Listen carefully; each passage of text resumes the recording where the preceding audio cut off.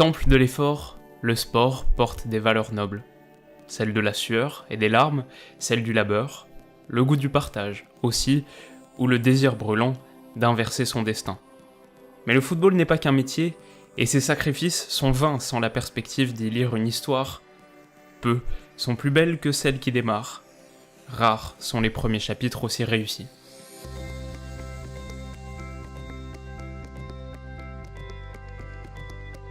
Yo les amis, j'espère que vous allez tous très bien, et je suis super content de vous retrouver pour une nouvelle analyse. Aujourd'hui on se penche sur le match qui a révélé Cristiano Ronaldo, et dont il y a beaucoup à dire. Alors on est le 6 août 2003 à Lisbonne, un jour historique puisque le Sporting s'apprête à dévoiler son nouveau stade, en fait en prévision de l'Euro 2004 qui se jouera l'été suivant au Portugal. L'Estadio José Alvalade a effectivement été détruit et rebâti. En guise d'inauguration, c'est Manchester United qui se présente pour défier les locaux. Alors c'est pas un match que l'équipe attend avec une grande impatience, les joueurs reviennent d'une tournée de 3 semaines aux États-Unis et diront même après coup qu'ils voulaient surtout rentrer chez eux, filer à la maison.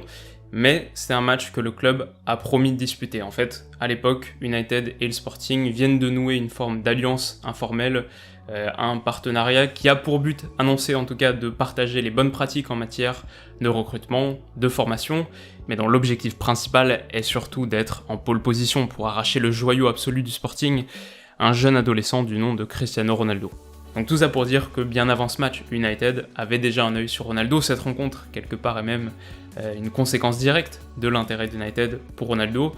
Et surtout, cette rencontre arrive à point nommé. En fait, en juin 2002, l'ex-sélectionneur du Portugal et ex-entraîneur du Sporting, Carlos Queiroz, devient l'assistant de Ferguson et l'informe immédiatement du potentiel de Ronaldo, qui à 17 ans, donc en 2002, vient de s'offrir les services de Jorge Mendes, et sur les tablettes de nombreux clubs européens. En janvier 2003, il est d'ailleurs très proche de rejoindre Arsenal, mais ça se fera pas. Donc on en vient au match lui-même, et comme prévu, le jeu du Sporting penche très nettement à gauche. Alors depuis l'aile, Ronaldo multiplie les incursions, et la première chose qui saute aux yeux, c'est vraiment la qualité de sa conduite de balle. Sur un terrain que Michael Silvestre décrira plus tard comme catastrophique, le ballon semble scotché à son pied droit, et John O'Shea vit un moment plus que pénible. On retrouve les déplacements que Ronaldo rendra célèbres en Angleterre et en Espagne, ses courses tranchantes de l'extérieur vers l'intérieur.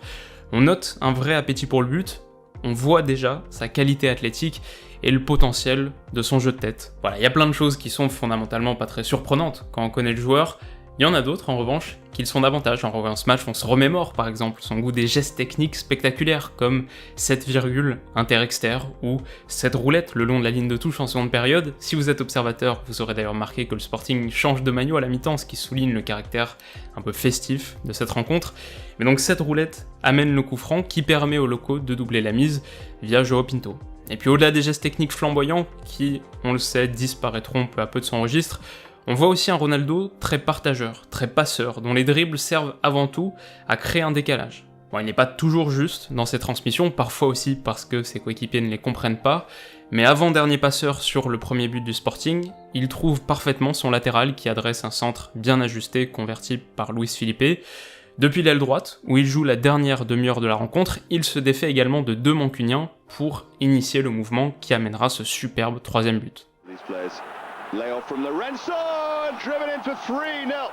Alors enfin, 2 choses qui m'ont particulièrement marqué, je dirais d'abord la qualité de ses contrôles, c'est un des éléments qui le distingue le plus des autres sur ce match. Il est vraiment au-dessus du lot techniquement, dommage qu'il n'arrive pas à convertir ses occasions en but. Ça aussi, c'est un thème récurrent de la rencontre, et quand on sait qu'il deviendra un des plus grands buteurs de l'histoire, c'est quand même intéressant de le noter.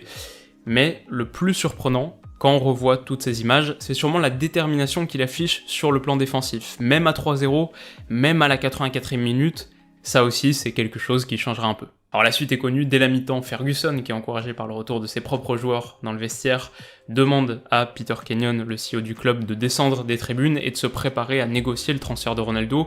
Il faut agir vite, notamment parce que le stade est truffé d'observateurs. Le directeur sportif du Barça, Txiki Begiristain, est dans les gradins, comme Jorge Valdano, celui du Real Madrid, mais United remporte bel et bien la mise, 12 millions de livres, et quelques jours plus tard, Cristiano débarque à Manchester, 10 jours après avoir martyrisé la défense des Red Devils. Il fait même sa première apparition à Old Trafford. Rentré à une demi-heure du terme, provoque un penalty, United gagne 1-0, s'impose finalement 4-0. L'histoire est en route. En tout cas les amis, c'est la fin de cette courte analyse. et j'espère bien sûr qu'elle vous aura plu. Donc, comme je l'ai expliqué sur Twitter et dans l'onglet communauté, j'ai pris une petite pause depuis la dernière vidéo, j'avais besoin de souffler un peu, de passer du temps à lire notamment, mais bon, l'envie revient très vite et vous pouvez vous attendre à voir plein d'autres sujets passer dans les jours qui viennent. Donc, si celui-ci en tout cas vous a plu, n'hésitez pas à mettre un petit pouce bleu, ça m'aide. Si vous voulez pas rater les prochaines vidéos, vous pouvez aussi vous abonner à la chaîne si ce n'est pas encore fait, ça m'encourage énormément. Enfin, si vous avez aimé mon maillot, si vous cherchez un maillot rétro en particulier, je vous mettrai le lien du site que j'ai utilisé en description. Donc passez une super soirée, une très bonne semaine, prenez soin de vous et de vos proches surtout. On se dit à bientôt, bisous.